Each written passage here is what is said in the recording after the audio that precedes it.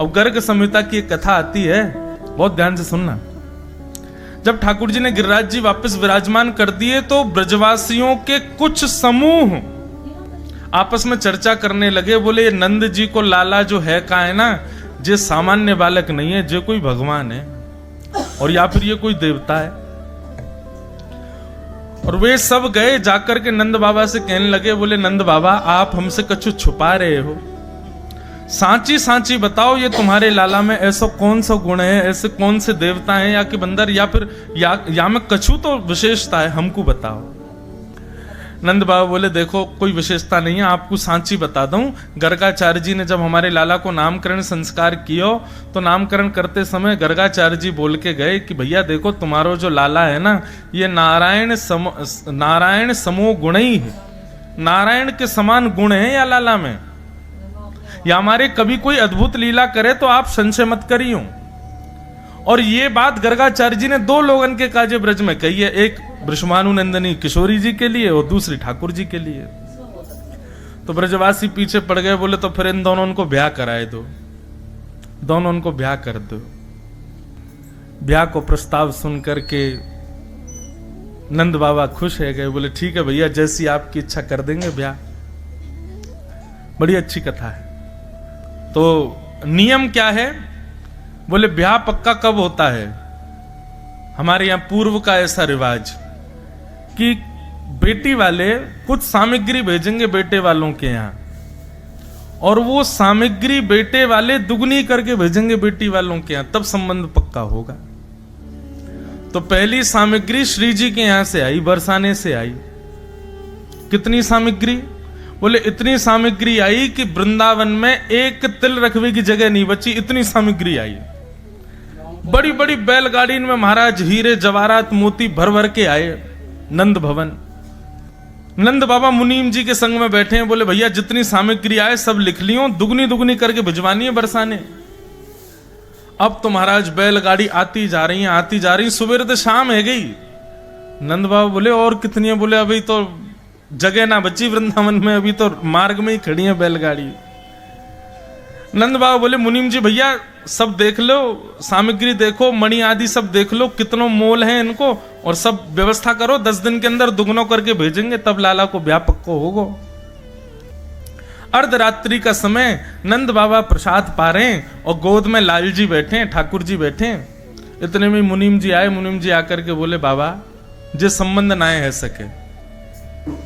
नंद बाबा बोले क्यों, बोले बाबा अभी एक बैलगाड़ी की एक मोती की माला को मैंने मोल निकालो तो आपकी 9 लाख गैया बिक जाएंगी, पूरा नंद भवन बिक जाएगा, वृंदावन बिक जाएगा एक माला में, तब भी एक माला की भरपाई नहीं है पाएगी। ऐसी असंख्य बैलगाड़ी भर के सामग्री है, कहां तक करेंगे हम ब्याह। नंद बाबा बोले तो कहा करें, बोले कल यथावत जितनी सामग्री है सब वापस बरसाने भेज दो, और ब्रजभानु जी तो मना कर दो, बोले भैया ये ब्याह ना है सके। ठाकुर जी गोदी में बैठे बैठे और मुनीम जी को घूर रहे हैं, बोले दारी के मेरो ब्याह तुड़वावे आयो है। नंद बाबा मुनीम जी बात कर रहे, इतने में ठाकुर जी उठ के भागे और एक बैलगाड़ी की एक माला लेकर के ठाकुर जी कहीं चले गए। दूसरे दिन सब सामग्री वापस करवे को समय आयो। मुनीम जी सब गिन लो, जितनी सामग्री आई उतनी है कि नहीं। मुनीम जी सब गिनते जा रहे हैं, हाँ भाई इतने मोती हैं, इतने हीरा हैं, इतने ये हैं, सब इतनी बैलगाड़ी हैं, सब गिनते गिनते मुनीम जी बोले भगवान सबका छुआ, लेकिन एक मोतीन की बैलगाड़ी में से एक माला गायब है, वो नहीं मिल रही है। नंद बाबा सिर पे हाथ धर के बैठ गए, बोले दुगनो करनो तो दूर की बात, जितनो आयो उतनो भी ना पहुंचा पा रहे वापस। जन कहां तक कोई निगोरो चोर आ गो, चोरी करके ले गो रात में। नंद बाबा बड़े परेशान। इतने में ही नन्हे से मदन गोपाल आए, बाबा का भयो तुम रोक काई को रहे हो। अरे देख लाला तेरे ब्याह के काजे इतनी सामग्री आई, ना जाने कहां से कौन सा कोई चोर आयो या मैं तो एक मोती की माला लेके भाज गयो। कहा करें, हम तो मुंह दिखावे लायक भी नहीं बचे, वृषभानु जी कहां सोचेंगे हमारे बारे में। ठाकुर जी बोले बाबा चिंता क्या कर रहे हो, बा माला है तो मैं लेके चलोगो। ठाकुर जी बोले कहां लेके गए हो। अरे बाबा कल मुनीम जी कह रहे हैं ना हम पे सामग्री इतनी नहीं है कि हम दुगनों करें, तो मैंने अपनी बुद्धि लगाई, मैंने सोची कि हमारे नंद बाबा बीज लेके आमे और खेतन में बो दें, सोई बीज में ते अनेक फसल है जाए, दुगनी दुगनी है करके फिर महाराज दुकान में हम लोग जाके बांट दें आमे। मैंने सोची जब मोती हीरे जवाहरात कम पड़ रहे हैं तो इनको भी बोए दो, इनके वृक्ष प्रकट हो जाएंगे, पौधा आ जाएंगे, उनमें फल रूप में ये भी लग जाएंगे। नंद बाबू बोले बाबड़े कहा करके आयो लाला, ये कोई मोती बोवे तो होवे थोड़े ही है, अमुक दिखा तो सही कहां बो के आयो है। ठाकुर जी उंगली पकड़ करके नंद बाबा को ले गए। आज भी बंधुओं वो गांव, वो स्थान विद्यमान है नंद गांव के पास में। ठाकुर जी लेकर के गए, नंद बाबा ने जैसे ही खेत में जाके देखो तो मोती हीरे जवाहरात मणियों के बड़े बड़े वृक्ष लगे हैं और उन पर फल रूप में मोती मणि और सुंदर सुंदर आभूषण लटके हुए हैं। नंद बाबा तो देख करके हैरान है कि बोले लाला जे कैसे भयो? बोले बाबा वो मत सोचो कैसे भयो, मेरो ब्याह पक्को कर दो, ये सब दुगनो दुगनो करके भिजवाए दो, मेरो ब्याह कराए दो। श्री नामदेव जी के विषय में एक बड़ी सुंदर कथा आती है। नामदेव जी एकादशी का व्रत करते थे, लेकिन वो स्वयं करते थे इतना ही नहीं, सबसे करवाते थे। अगर उनको पता चल जाता कि कोई व्यक्ति रोटी खा रहा है तो उसके घर पहुंच के थाली उठा लाते थे। बोले आज एकादशी, आज नहीं खाओगे। केवल वयोवृद्ध और छोटे बालकों को छोड़ के और किसी कोई बीमार हो, बस 3 लोगों को छोड़ दे, बाकी किसी को खाने ही नहीं देते।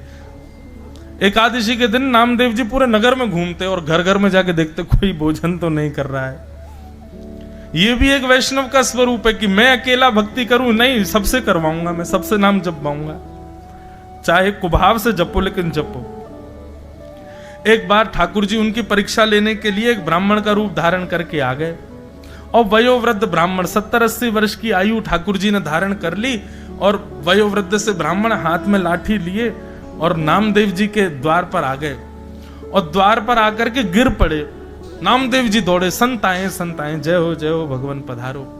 बोले मैं 20-22 दिन हो गए, मैंने कुछ खाया नहीं है, मुझे बहुत जोर की भूख लगी है, मुझे जल्दी से कुछ तुम रोटी बनाओ, सब्जी बनाओ, चावल बनाओ, जल्दी से कुछ बना करके मुझे पवाओ। नामदेव जी बोले देवी केला लेके आओ, सेब लेके आओ, अमरूद लेके आओ, फल खिलाओ। नहीं, फल नहीं चाहिए, मुझे तो रोटी सब्जी खाने। बोले भगवान आज एकादशी है, आज तो अन्न नहीं बनेगा घर पे। बोले अरे तुम लोग मत खाओ, मुझे तो खिला दो। बोले नहीं भगवान आप भी मत खाओ। बोले मेरे प्राण निकल जाएंगे, वयोवृद्ध 70-80 वर्ष की आयु है मेरी, ऐसा मत करो मेरे साथ। ठाकुर जी थे। नामदेव जी बोले इससे बढ़िया क्या होगा, एकादशी के दिन प्राण निकलेंगे, सीधे वैकुंठ जाओगे, लेकिन रोटी नहीं खाने दूंगा मैं। ठाकुर जी बोले कैसे आदमी हो तुम, हम मर जाएं ये चलेगा तुमको, लेकिन हमको रोटी नहीं। बोले बिल्कुल नहीं खाने देंगे, द्वादशी तक इंतजार कर लो, खाने के लिए और भी बहुत सी फलाहार खिला देते, मखाने खवा दें आपको, रोटी नहीं। ठाकुर जी तो परीक्षा लेने आए थे, जोर जोर से चिल्लाने लगे, गला पकड़ करके भगवान अरे देखो मैं किसके माथे आ गया, अरे मेरी एकादशी करवा रहा है जबरदस्ती, मेरे प्राण निकल रहे हैं। अब गली मोहल्ले में भीड़ लग गई, सब लोग आकर के नामदेव जी को सुनाने लगे, अरे तुम्हारी एकादशी तुम करो, इनसे क्यों करवा रहे हो, बेचारे महात्मा मर जाएंगे अभी। बोले नहीं मेरे घर आए हैं, मैं तो अन्न नहीं खाने दूंगा। तो एक पड़ोसी बोला बाबा आप एक काम करो, मेरे घर चलो, मां पाले ना। तो नामदेव जी ने पैर पकड़ लिए, बोले जाने भी नहीं दूंगा, खाने भी नहीं दूंगा, जाने भी नहीं दूंगा, यहीं पड़े रहो, और पाना है तो ये है ना, फल ले लो, दूध पी लो, मखाने खा लो, अन्न नहीं खाओगे। गांव के लोग सब गालियां देने लगे। महाराज नामदेव जी से कहने लगे ये कैसी भक्ति तुम्हारी, एक व्यक्ति के प्राण निकले जा रहे हैं और तुम अपने नियम उस पर थोप रहे हो। नामदेव जी बोले सब दोष मुझे लग जाए, मुझे कोई दिक्कत नहीं, लेकिन मैं एकादशी का किसी को उल्लंघन करते देख नहीं पाऊंगा। ठाकुर जी बोले अब ब्रह्मास्त्र चलाना चाहिए। अभी तक तो ठाकुर जी तड़प रहे थे, अब ऐसे स्थिति हो गई और निकले प्राण, निकले मेरे प्राण निकले, बस निकलने वाले हैं, आहा अब तो मेरे हाथ पांव कांप रहे, अरे मेरे प्राण निकलने वाले हैं। सब मोहल्ले के लोग कह रहे नामदेव मान जाओ, बेचारों को कुछ पाने दो। नामदेव जी बोले नहीं भैया, एकादशी फल खिला दो। और अंत में ठाकुर जी ने ऐसी एक्टिंग करी कि वो जिस रूप में गए थे उनके प्राण निकल ही गए। गली मोहल्ले के लोग कहने लगे राम राम राम, ऐसी एकादशी का क्या फायदा नामदेव, प्राण निकल गए उनके तुम्हारे घर पर। दोष लगेगा तुमको, तुम्हारी भक्ति व्यर्थ है, तुम जबरदस्ती करवाते हो सबसे। नामदेव जी के नेत्र सजल हो गए, अपनी पत्नी से बोले, देवी अपराध तो लग गया हमको। भले ही ठाकुर जी के एकादशी के नियम का पालन का ही सही, लेकिन लगा तो है। एक संत के प्राण निकल के अपने घर में ही आंगन में चिता बनाई और उस चिता में उस व्यक्ति का शव रखा और शव के अगल बगल नामदेव जी और उनकी पत्नी और अपने बच्चों को भी बैठा लिया। बोले हमारा अपराध है ना, व्रत तोड़वाया, व्रत पूर्ण करवाया हमने, एकादशी का पालन किया हमने, तो प्राण भी हम त्यागेंगे। और जैसे ही चिता में अग्नि लगा करके नामदेव जी महाराज बैठे, ठाकुर जी कह रहे थे, वारे नामदेव तेरी भक्ति को प्रणाम। ठाकुर जी की कमर में जैसे ही नेक ताप सा लगा, सोई ठाकुर जी तो उठ के बैठ गए और तुरंत नामदेव जी को खींच करके अपने हृदय से लगाया। इतने में ही देखते देखते श्री पंडरीनाथ भगवान के रूप में वो संत प्रकट हो गए और श्री नामदेव जी को हृदय से लगा लिया। सब मोहल्ले के लोगों ने दर्शन किया, सब प्रणाम किए, देखा तो ठाकुर जी वहां से अंतर ध्यान हो गए। एकादशी के दिन ठाकुर जी आंख खोल खोल के देखते हैं कि आज मुझे कौन कौन याद कर रहा है, मेरे लिए कौन कौन व्रत कर रहा है। इसलिए भैया, वैष्णवों की 3 निष्ठा हैं। तुलसी माला कंठी निष्ठा, दूसरा नाम निष्ठा और तीसरा एकादशी निष्ठा। ये 3 निष्ठाएं जीवन में लाइए। अगर आप इन तीनों से परे हो तो आप अभी वैष्णव नहीं हो। ये यूनिफॉर्म है 3, ये आपको करने चाहिए। एकादशी क्या है? अनेक भाव हैं, पर हमारी दृष्टि में एकादशी वैष्णवों की करवा चौथ है। जैसे एक प्रियतमा अपने प्रियतम के लिए व्रत करती है, ऐसी वैष्णव अपने प्रियतम श्री कृष्ण के लिए व्रत करते हैं। और व्रत का कारण चाहे कुछ भी हो, पर एक ही प्रधान है कि प्रेम बढ़े ठाकुर जी के प्रति। हमारी आयु 2 चीजों से कम होती है, एक तो बहुत खाने से और दूसरा बहुत बोलने से। 2 चीजों से आयु पर असर पड़ता है। जितना ज्यादा खाओगे उतनी जल्दी आप अलविदा कह जाओगे, और जितना ज्यादा चपड़ चपड़ संसार की बातें करोगे उतनी जल्दी आयु आपकी कम होगी। व्यक्ति जब व्रत करता है तो अन्न नहीं खाता, और जब वो अन्न नहीं खाता तो उसकी 1 दिन की आयु बढ़ जाती है। 1 ही दिन की बढ़ती है बस। आज पूरे दिन हमने अन्न नहीं पाया, 1 दिन की आयु बढ़ेगी। लेकिन एकादशी व्रत करने वाले वैष्णव पूरे 1 दिन अन्न नहीं पाते, और अन्न किस लिए नहीं पाते? बोले ठाकुर जी के लिए नहीं पाते। तो उसका अभिप्राय ये होता है कि एकादशी व्रत करने वाला 1 दिन की आयु जो उसको मिली वो ठाकुर जी को अर्पित कर देता है, भगवत चरणों में अर्पित कर देता। बोले प्रभु मुझे नहीं चाहिए, बस ऐसा कर दो, मेरे अब शेष दिन जो हैं, जितनी एकादशी मैंने करी गिन लेना, उतनी एकादशी मतलब उतने दिन ठाकुर जी के हो गए मेरे जीवन के। कई लोग कहते महाराज जी एकादशी का उद्यापन कर लें। उद्यापन का मतलब हो जाता है कि फिर उसके बाद एकादशी ना करूं तो चलेगा। मुझे ऐसा लगता है कि क्यों करना है? जब तक धराधाम पर हैं तब तक एक एक, वैसे तो हम हर दिन ठाकुर जी को दें, लेकिन 15 दिन में से एक स्पेसिफिक एकादशी का दिन यदि ठाकुर जी को ही अर्पित हो जाए तो इसमें बुराई क्या है? हम उससे छुट्टी क्यों चाहते हैं? अब मेरी बात सुन के कहीं जिसका होने वाला हो उद्यापन वो बंद मत कर देना, कर लो, पर जिनका अभी मन नहीं बना है उद्यापन करने का वो करना नहीं। अरे जब तक अंतिम श्वास चले एकादशी करते रहो। एकादशी व्रत का महात्म्य बताया गया। तत्पश्चात फिर यहां से अब रास पंचाध्याय की कथा प्रारंभ होती है। बड़े सावधानी से सब लोग बैठिए, भगवान के रास की कथा हम लोग श्रवण करेंगे। वैसे बंधुओं एक बात कहें, लोग कहते हैं महाराज जी ठाकुर जी का रुक्मणी जी से ब्याह हुआ, किशोरी जी से ब्याह बातें करनो पड़े जाते ना होवे। जो अपनों ही है, जो हमारो ही है, वाकू ब्याह करके दिखावे की कहा आवश्यकता। श्री जी ठाकुर जी से भिन्न नहीं है, श्री जी ठाकुर जी से अलग नहीं है। श्री जी तो नित्य ठाकुर जी की हैं। हाँ, लक्ष्मी ठाकुर जी की नहीं है, इसलिए ठाकुर जी उससे ब्याह करते हैं। ब्याह उसी से तो किया जाता है जो हमारा नहीं है, अपना बनाने के लिए उससे ब्याह किया जाता है, लेकिन जो नित्य हमारा है। अब ये विषय ऐसा है कि इसके लिए तो फिर भाव से राधा रसामृत सुनो, ब्रज की लीलाएं अलग से सुनो, वो हम करते हैं, साल में 1-2 बार करते हैं, तब ये भाव समझ आए। भगवान ने गिरिराज जी धारण किए। गोवर्धन, गो कहते हैं बंधुओं इंद्रियों को, हमारे शरीर की समस्त इंद्रियों को गो कहा जाता है। और इस गो रूपी इंद्रिय का जो वर्धन करे कृष्ण भक्ति में, उनका नाम है गोवर्धन। हम एक युक्ति और बताते हैं कथाओं में। जैसे भक्ति में क्या होता है, किसी को कथा सुनने में बहुत अच्छा लगता है पर उसको दर्शन में इतना सुख नहीं मिलता। मतलब कथा सुनवा लो कितनी भी, लेकिन उससे कहो चलो वृंदावन चलो, गोवर्धन चलो, गिरिराज जी चलो, कथा सुनवा दो, भैया ये सब मत करवाओ, भैया घुमा दियो। तो हमारी समस्त इंद्रियां अलग अलग बटी हुई हैं। किसी व्यक्ति को कथा सुनने में बहुत अच्छा लगता है पर दर्शन में इतना सुख नहीं मिलता। किसी व्यक्ति को दर्शन में सुख मिलता है लेकिन कथा में आती उसको निद्रा आ जाती है, सो जाए बेचारो। किसी को दर्शन में भी सुख नहीं मिलता, किसी को कथा में भी सुख नहीं मिलता, उसको केवल एक ही चीज की प्रतीक्षा होती है। कोई वृंदावन जा रहा, आज सुनो वहां से पेड़े लिया ना, उसको प्रसाद पाने का ही सुख होता है। मंदिर जा रहे हो, वहां से प्रसाद जरूर ले आना, उसको प्रसाद का ही सुख होता है। कई कथाओं में प्रसाद की व्यवस्था होती है तो आधे श्रोता तो इसीलिए आते हैं कि कथा के बाद प्रसाद मिलेगा। कहीं कहीं कथाओं में ग्रामीण क्षेत्रों में लोग क्या करते हैं, आयोजक लोग, ताकि लोग कथा में आए इसके लिए भोजन की व्यवस्था करते हैं।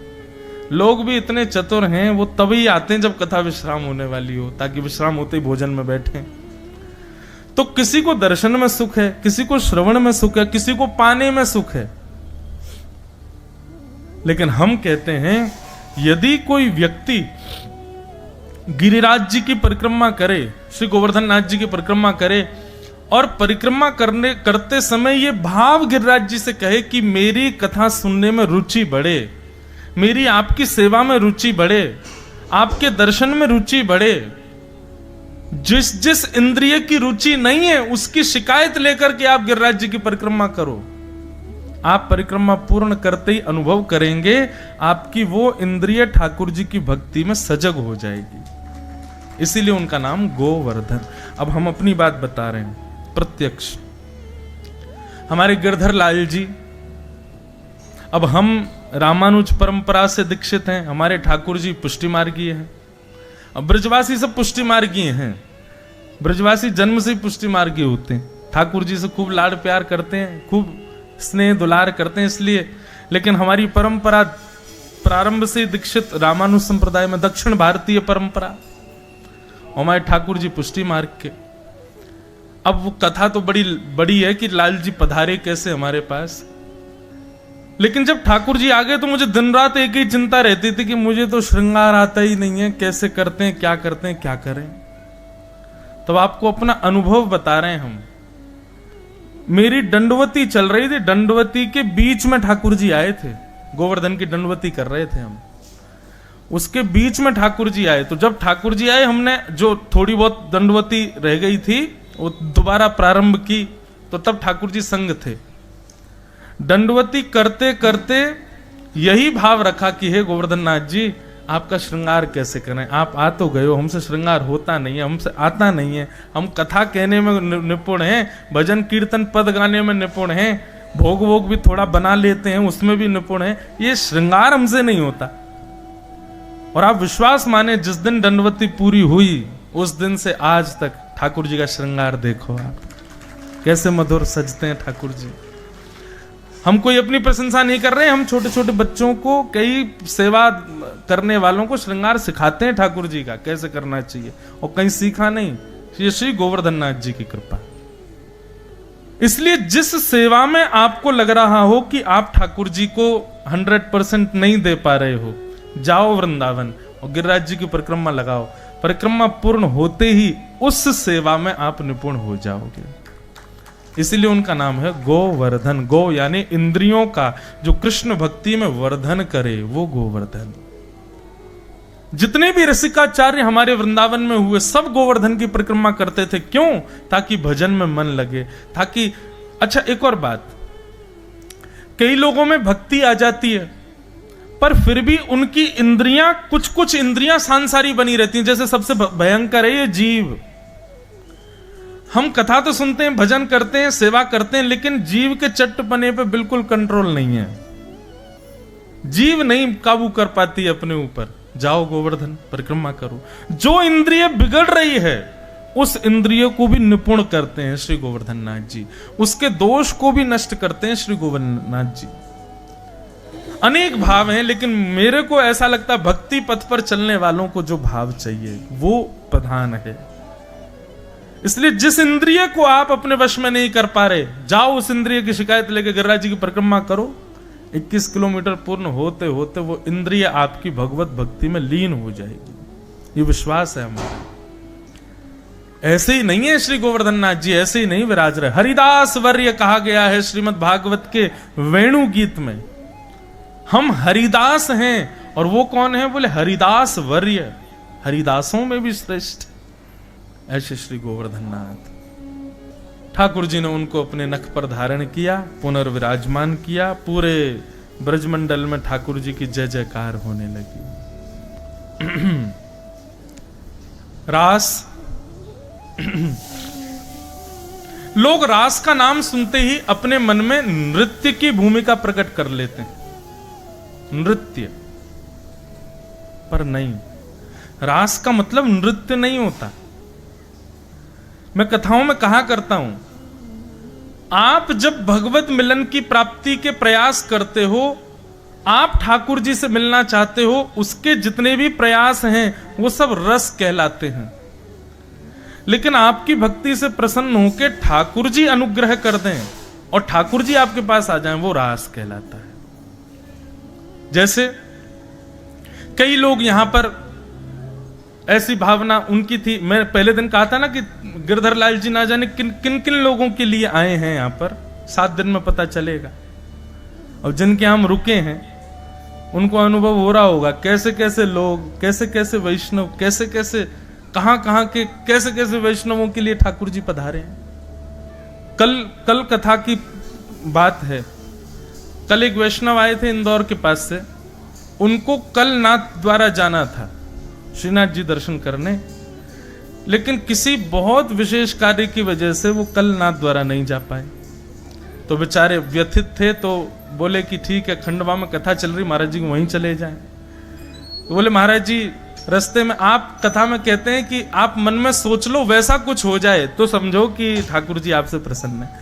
बोले मैंने मन में विचार किया कि हे लाल जी, हम नाथ द्वारा तो नहीं जा पाए पर हम कथा में आ रहे हैं, आज कृपा करके आप दर्शन दे दो। बोले महाराज जी हम आके बैठे ही थे और आप बोले कि आज गिरधर लाल जी कथा में आ रहे हैं। बोले मुझे नहीं पता था कि आज लाल जी को आना है। बोले हम तो बस विचार करते हुए मार्ग में आ रहे थे और इतने में ही ठाकुर जी पधार गए। इस स्थिति को कहते हैं रास। रस का मतलब है कि आप ठाकुर जी के पास जाने के लिए बैठे हो, आप ठाकुर जी की प्राप्ति के लिए प्रयास कर रहे हो, योजनाएं बना रहे हो, ठाकुर जी की प्राप्ति की सारी परिकल्पनाएं आप सिद्ध कर रहे हो, वो रस है। लेकिन आपसे मिलने के लिए ठाकुर जी योजना बना रहे हैं, वो रास है। भक्ति का पथ, कई लोग मुझसे कहते हैं आपकी व्यासपीठ का नाम भक्ति पथ, पथ का मतलब होता है मार्ग। तो इस भक्ति पथ के डेस्टिनेशन क्या है, इसका गंतव्य क्या है? तो मैं उनसे यही कहता हूं कि ये यात्रा रस से शुरू हुई है, रास तक जानी चाहिए। अभी हम प्रयास कर रहे हैं ठाकुर जी से मिलने का, हम प्रयास कर रहे हैं उनके दर्शन का, हम प्रयास कर रहे हैं उनकी प्राप्ति का, लेकिन हमारी भक्ति की एक दिन स्थिति ऐसी हो जाए कि हम प्रयास ना करें, ठाकुर जी प्रयास करें। ये समझो रास, ये रास है। यही अंतर है रस और रास में। मैं कथाओं में कहा करता हूं बंधु, हम सब गुल्ला हैं। कौन है? गुल्ला। और ये भागवत की कथा, वैष्णवों का संग, तीर्थ यात्रा, ये सब रस हैं। जब हम अपने गुल्लों को इन रस में डुबाते हैं ना, तो रसगुल्ला बन जाते हैं। और जब रसगुल्ला बन जाते हैं तब हमारे रस की सुगंधी से ठाकुर जी प्रसन्न होकर किसी दिन हमारे रसगुल्ला को मुख में लेके उसका आस्वादन कर लेंगे। ये रसगुल्ला। हमारे उत्तर प्रदेश में एक भगवान के भक्त थे, उनका नाम था सूरध्वज। क्या नाम था? सूरध्वज। शंडीला एक जगह है, वहां के वे निवासी थे। वृंदावन के श्री मदन मोहन लाल जी के परम उपासक थे सूरध्वज जी। तो सूरध्वज जी एक बार मन में विचार कर रहे थे, बोले कि क्या करें, ठाकुर जी की बड़ी याद आ रही है, लेकिन काम बहुत है, अभी मैं जा नहीं पाऊंगा। बहुत ध्यान से सुनिएगा। तो सूरध्वज जी ने क्या किया, देखा कि गन्ने की खेती हो रही है और गन्ना अब कट करके रस का गुड़ बनाया जा रहा है। उत्तर प्रदेश में, मध्य प्रदेश के भी कई क्षेत्रों में गन्ने का गुड़ बहुत बढ़िया बनता है। तो बड़ा ताजा ताजा गुड़ बन रहा था सब जगह। तो सूरध्वज जी ने क्या किया, एक दुकान पर जाकर के एक दुकानदार से कहा, भैया सुनो, 2 बैलगाड़ी भर करके गुड़ हमको वृंदावन पहुंचवाना है, उसका क्या खर्चा आएगा सब हमको बताओ। दुकानदार बोले महाराज, इतना सारा गुड़ आप संडीले से वृंदावन भेजोगे बैलगाड़ियों में भर करके, बहुत पैसा लगेगा। इससे बढ़िया तो किसी आदमी को धन देकर के, आधा धन देकर के आप वृंदावन भेज दो, वृंदावन में भी गुड़ मिलता, वहीं से खरीद के ठाकुर जी को निवेदित कर देंगे। सूरध्वज जी बोले, नहीं, मैं प्रेम करता हूं ठाकुर जी से, ठीक है कि गुड़ वहां भी मिलता है, लेकिन मैं वहां से भेजूंगा जहां मैं रहता हूं, यही तो प्रेम का स्वरूप है। मिठाइयां तो दुकानों पर मिलती हैं ठाकुर जी के लिए, लेकिन वास्तविकता बता रहे हैं, आप दुकानों से मिठाई खरीद के ठाकुर जी का भोग लगाने ले जाते हो, ठाकुर जी उसको देख करके कहते होंगे हाँ ठीक है लाओ धर दो, लेकिन जब अपने घर में स्वयं रसोई में बना करके लेके जाते होगे ना, ठाकुर जी मानो जैसे जीभ चाटते होंगे, बल्ला अल्लाह क्या भैया घर से बना के लाए हो। अपने प्रेम में अपनी वस्तु प्रदान की जाती है, अपनी समीप की वस्तु दी जाती है, भले ही उसमें फिर खर्चा कितना भी हो। सूरध्वज जी ने बढ़िया सुंदर गुड़ बैलगाड़ियों में धरवा करके भिजवाया और गुड़ की बैलगाड़ी पहुंची अर्धरात्रि में वृंदावन। और जैसे ही वृंदावन पहुंची, मदन मोहन जी के मंदिर के बाहर मंदिर बंद हो चुका था। पुजारियों ने कहा, बोले भैया सुबह तक प्रतीक्षा करो, सुबह मंदिर खुलेगा तब गुड़ भीतर जाएगा। लेकिन भीतर बैठे मदन मोहन लाल जी बेचैन हो गए और जैसे ही पुजारी जी, दासी तो घबरा रही थी, रानी ने ही पर्दा हटाया और आज पहली बार वो देहली पार करके गई और जो ब्रज से आए संत थे उनके चरणों में साष्टांग दंडवत प्रणाम किया। दंडवत प्रणाम करके उनके चरणों की रज अपने माथे से लगा दी।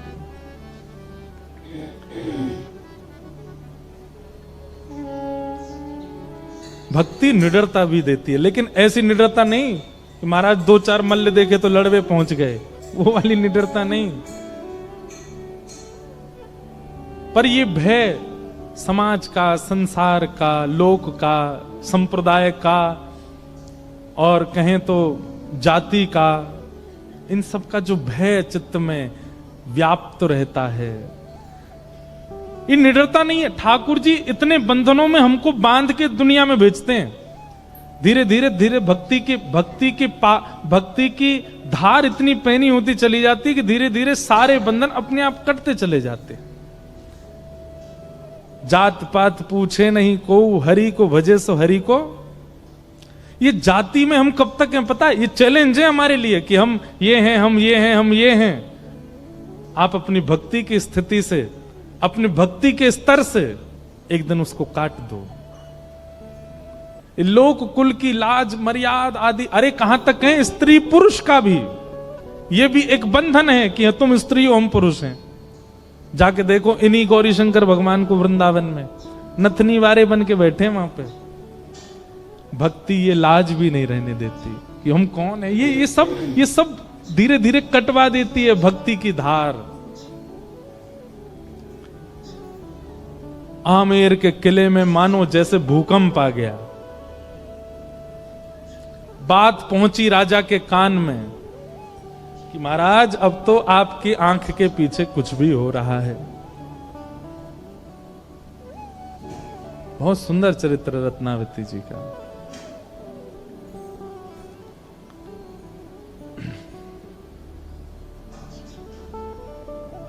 आपके पीछे कुछ भी हो रहा है।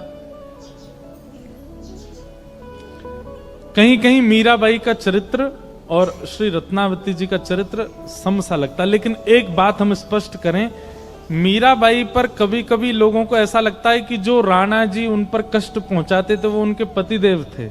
नहीं, उनके देवर थे। उनके पति तो परम भक्त थे। मीराबाई का अगर हुआ तो कल मीराबाई जी का प्रसंग सुनाएंगे। और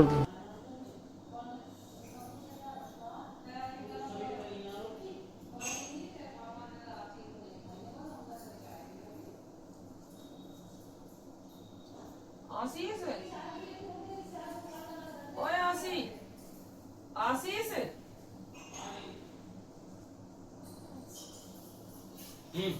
वीडियो कॉल कर दी।